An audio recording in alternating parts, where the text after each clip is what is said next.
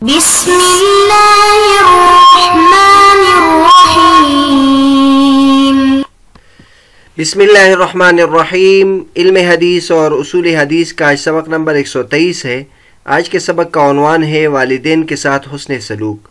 آج کے سبق میں ہم ان حدیث کی تشریح کریں گے جس میں نبی کریم صلی اللہ علیہ وسلم نے والدین کے ساتھ حسن سلوک کی تلقین کی ہے۔ اس سے پہلے سبق میں یعنی سبق نمبر 122 میں ہم نے وہ حدیث ذکر کیے تھے جس میں حکام کے ظلم پر صبر کرنے اور فتنوں کے زمانے میں بھی انتشار کا ساتھ نہ دینے اور صبر کرنے کی تلقین حضور صلی اللہ علیہ وسلم نے دی ہے۔ ان حدیث کی تشریح پچھلے اسباق میں ہم نے مکمل کر لی۔ آج کے سبق میں ہم آداب سے متعلق اور نیکی اور نیک سلوک سے متعلق جو حدیث ہے اس کا سلسلہ شروع کرتے ہیں۔ چنانچہ سب سے پہلے حدیث ہے والدین کے ساتھ حسن سلوک۔ کتاب البر والصلة والآداب باب بر الوالدین وأنہما احق به۔ حدیث ابی ہریرہ رضی اللہ عنہ قال جاء رجل الى رسول اللہ صلی اللہ علیہ وسلم فقال یا رسول اللہ من احق بحسن صحابتی قال امک قال ثم من قال امک قال ثم من قال امک قال ثم من قال ثم ابوک۔ اخرج البخاری فی کتاب الادب باب من احق الناس بحسن الصحبہ۔ نیکی اور سلوک اور ادب کے مسائل، والدین کے ساتھ نیکی اور حسن سلوک کا بیان اور وہ اس کے زیادہ حقدار ہیں۔ حضرت ابو ہریرہ رضی اللہ تعالیٰ عنہ نے بیان کیا کہ ایک صحابی رسول اللہ صلی اللہ علیہ وسلم کی خدمت میں حاضر ہوئے اور عرض کیا یا رسول اللہ میرے اچھے سلوک کا سب سے زیادہ حقدار نبی کریم صلی اللہ علیہ وسلم نے فرمایا کہ تمہاری ماں ہے۔ اس نے پھر پوچھا کہ اس کے بعد کون ہے؟ نبی کریم صلی اللہ علیہ وسلم نے فرمایا کہ تمہاری ماں ہے۔ اس کے بعد اس نے پھر پوچھا کہ اس کے بعد کون ہے؟ حضور صلی اللہ علیہ وسلم نے فرمایا تمہاری ماں ہے۔ اس کے بعد اس نے چوتھی مرتبہ پوچھا، نبی کریم صلی اللہ علیہ وسلم نے فرمایا کہ پھر تمہارا باپ ہے۔ تو بہرحال اس حدیث سے معلوم ہوا کہ ماں کے ساتھ حسن سلوک کا کتنا بلند درجہ ہے۔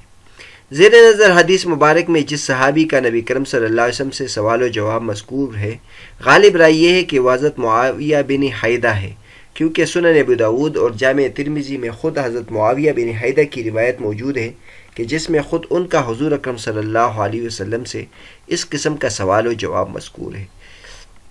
قرآن مجید میں اللہ تبارک و تعالیٰ کا ارشاد ہے وَوَصَّيْنَا الْإِنسَانَ بِوَالِدَيْهِ إِحْسَانًا حَمَلَتْهُ أُمُّهُ كُرْهًا وَوَضَعَتْهُ كُرْهًا وَحَمْلُهُ وَفِصَالُهُ 30 شهرًا۔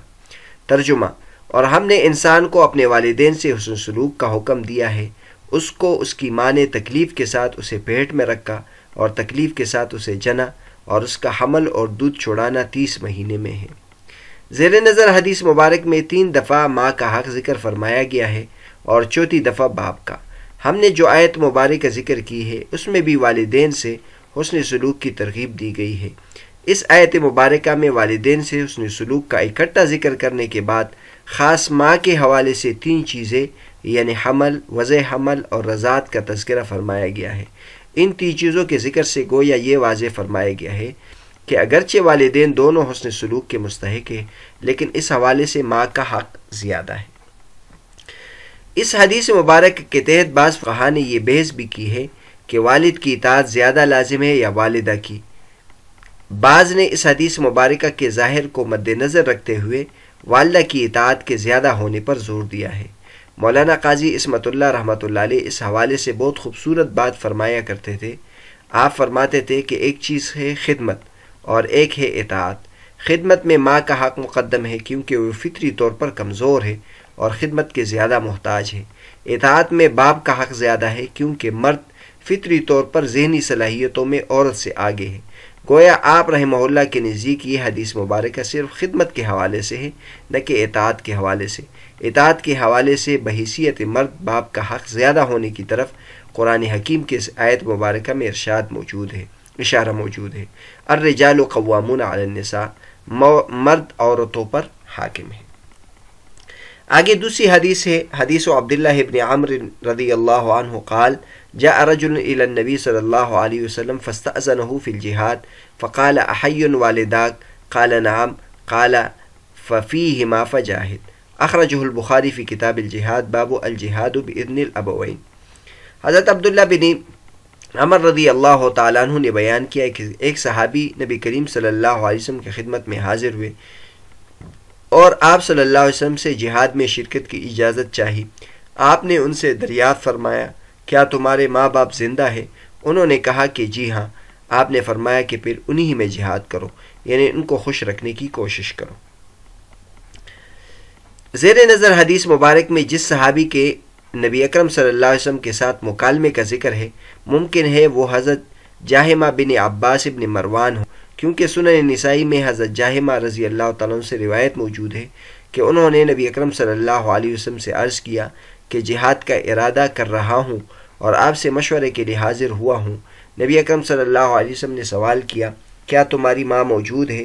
حضرت جاہمہ نے عرض کیا کہ جی موجود ہے۔ نبی اکرم صلی اللہ علیہ وسلم نے انہیں ماں کی خدمت لازم پکڑنے کا حکم دیا۔ حدیث مبارکہ کے الفاظ ففیہما فجاہد، یعنی ان دونوں میں جدوجہد کر سے مراد یہ ہے کہ ان کی خدمت میں بھرپور کوشش کر، یعنی ان کی خوب خدمت کر۔ عام حالات میں جہاد فرض کفایہ ہوتا ہے، اس کے مقابلے میں والدین کی خدمت فرض عین ہے۔ چنانچہ عام حالات میں جہاد کے لیے والدین کی اجازت ضروری ہے۔ اگر والدین یا ان میں سے کوئی ایک اجازت نہیں دے رہا تو آدمی کے لیے جہاد کے لیے نکلنا درست نہیں ہے، بشرطے کہ والدین مسلمان ہو۔ البتہ اگر جہاد فرض عین ہو جائے تو والدین کی اجازت لازم نہیں رہتی۔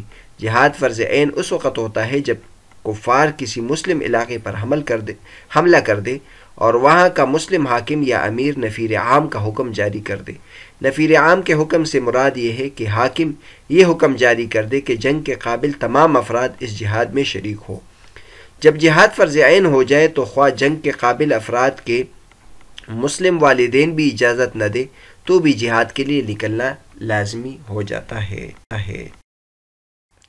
یہ ایک دوسری حدیث ہے، یہ ایک طویل قصہ ہے، اس کو بھی ذکر کرتے ہیں۔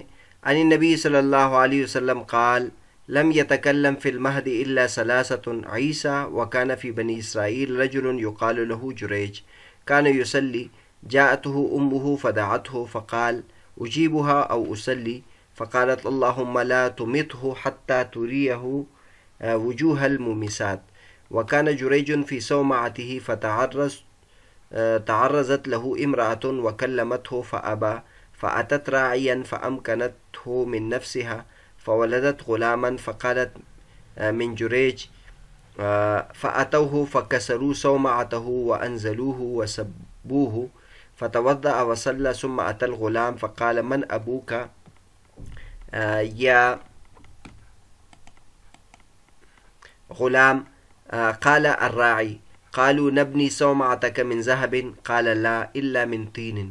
وكانت امرأة ترضع ابنا لها من بني إسرائيل فمر بها رجل راكب ذو شارة فقالت اللهم اجعل ابني مثله فترك ثديها وأقبل على الراكب فقال اللهم لا تجعلني مثله ثم أقبل على ثديها يمسه. قال ابو هريرة رضی اللہ عنہ كأني انظر إلى النبي صلی اللہ علیہ وسلم يمس اصبعه. ترجمہ ہے نبی کریم صلی اللہ علیہ وسلم نے فرمایا گود میں 3 بچوں کے سوا کسی نے بات نہیں کی، سب سے پہلے عیسیٰ علیہ السلام۔ دوسرے کا واقعہ یہ ہے کہ بنی اسرائیل میں ایک بزرگ تھا جس کا نام جریج تھا۔ وہ نماز پڑھ رہے تھے کہ ان کی ماں نے انہیں پکارا۔ انہوں نے اپنے دل میں کہا کہ میں وضو یا نماز پڑھتا رہوں۔ اس پر ان کی والدہ ناراض ہو کر اس نے بددعا کی، اے اللہ اس وقت تک اسے موت نہ دے جب تک یہ زانیہ عورتوں کا منہ نہ دیکھ لے۔ جریج اپنی عبادت خانے میں رہا کرتا تھا۔ ایک مرتبہ ان کے سامنے ایک فاحشہ عورت آئی اور ان سے بدکاری چاہی، لیکن انہوں نے اس کی خواہش پوری کرنے سے انکار کیا۔ پھر وہ ایک چرواہے کے پاس آئی اور اسے اپنے اوپر قابو دے دیا۔ اس سے ایک بچہ پیدا ہوا۔ اس نے ان پر یہ تہمت دھری کہ یہ جریج کا بچہ ہے۔ ان کی قوم کے لوگ آئے اور ان کا عبادت خانہ توڑ دیا، انہیں نیچے اتار کر لائے اور انہیں گالیاں دی۔ انہوں نے وضو کر کے نماز پڑھی، اس کے بعد بچے کے پاس آئے اور اس سے پوچھا کہ تیرا باپ کون ہے؟ بچہ اللہ تعالیٰ کے حکم سے بول پڑا کہ چرواہا ہیں۔ اس پر ان کی قوم شرمندہ ہوئی اور کہا ہم آپ کا عبادت خانہ سونے کا بنائیں گے، لیکن انہوں نے کہا ہرگز نہیں، مٹی ہی کا بنے گا۔ تیسرا واقعہ بنی اسرائیل کی ایک اور عورت کا ہے ایک عورت تھی، اپنے بچے کو دودھ پلا رہی تھی، قریب سے ایک سوار نہایت عزت والا اور خوش پوش گزرا۔ اس عورت نے دعا کی، اے اللہ میرے بچے کو بھی اسی جیسا بنا دے، لیکن بچہ اللہ کے حکم سے بول پڑا کہ اے اللہ مجھے اس جیسا نہ بنانا، پھر اس کے سینے سے لگ کر دودھ پینے لگا۔ حضرت ابو ہریرہ رضی اللہ تعالیٰ عنہ نے بیان کیا، جیسے میں اس وقت بھی دیکھ رہا ہوں کہ نبی کریم صلی اللہ علیہ وسلم اپنی انگلی چوس رہے ہیں بچے کے دودھ پینے کی کیفیت بتلاتے وقت۔ پھر ایک باندی اس کے قریب لے جائی گئی جس کے مالک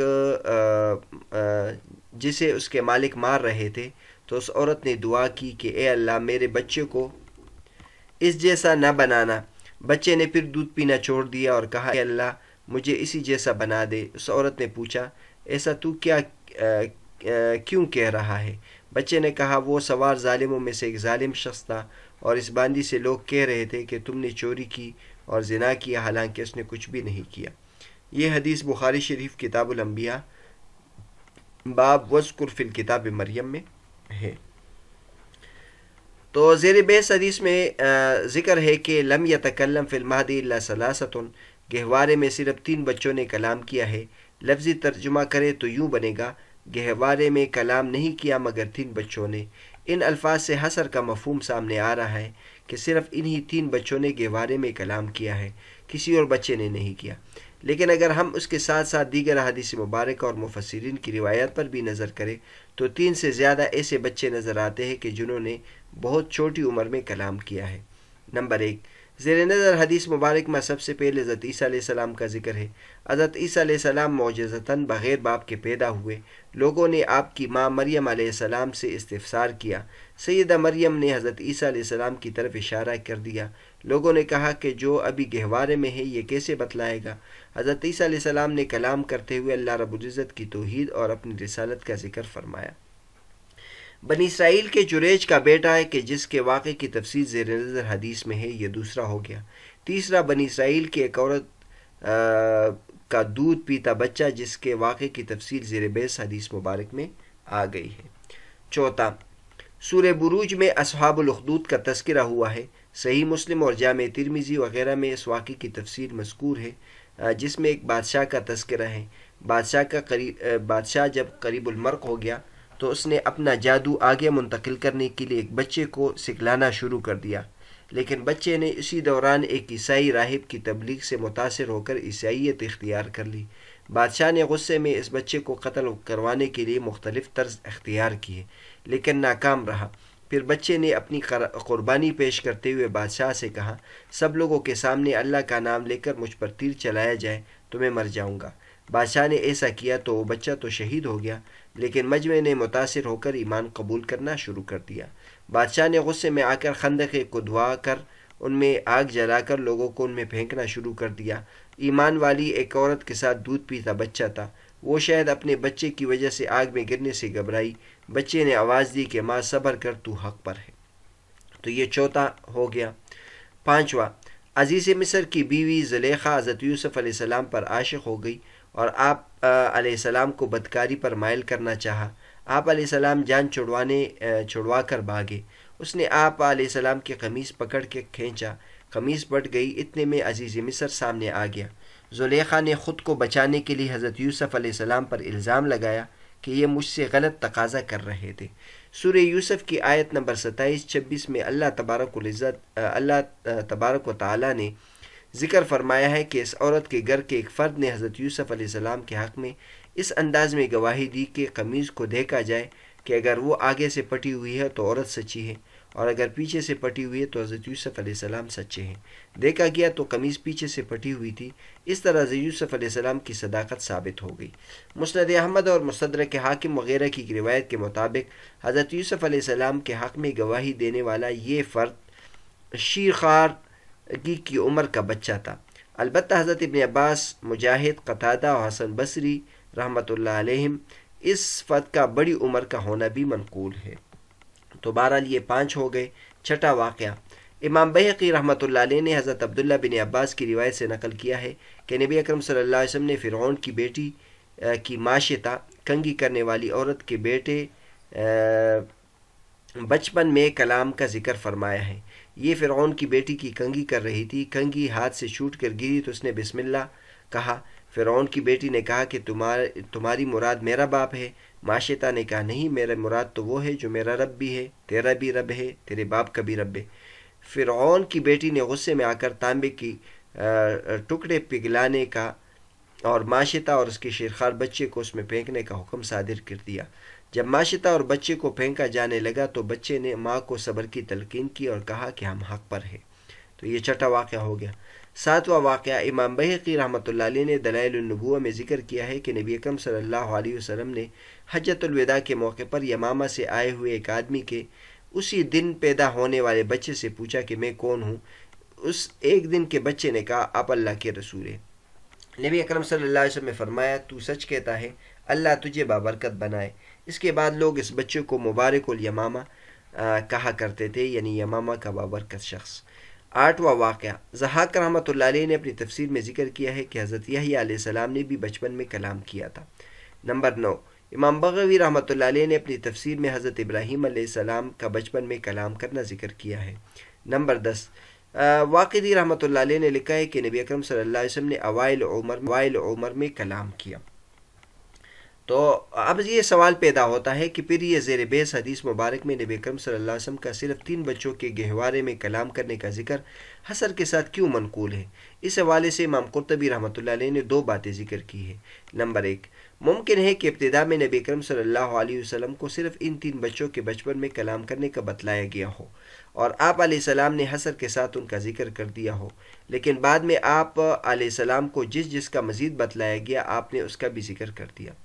دوسرا جواب یہ ہے کہ ممکن ہے کہ خاص گہوارے کے اندر کلام کرنے والے صرف یہی 3 بچے ہوں کہ جن کا ذکر حدیث مبارکہ میں ہے۔ باقی بچوں نے شیرخوارگی کی عمر میں کلام تو کیا ہے، لیکن ممکن ہے کہ جس وقت انہوں نے کلام کیا وہ گہوارے میں نہ ہو۔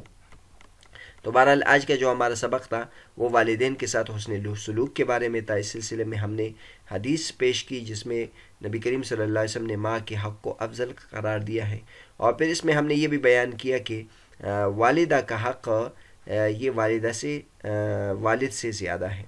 اور پھر اس سلسلے میں ابو ہریرہ رضی اللہ عنہ کی تفصیلی حدیث ذکر کی جس میں بچپن میں جن بچوں نے گفتگو کی ہے ان کے قصے ذکر کیے، اور اس میں بھی چونکہ جریج کا جو قصہ تھا اس میں والدین کے ساتھ حسن سلوک کے بارے میں پہلو نکلتا تھا، اس لیے اس حدیث کو یہاں ذکر محدثین کرتے ہیں۔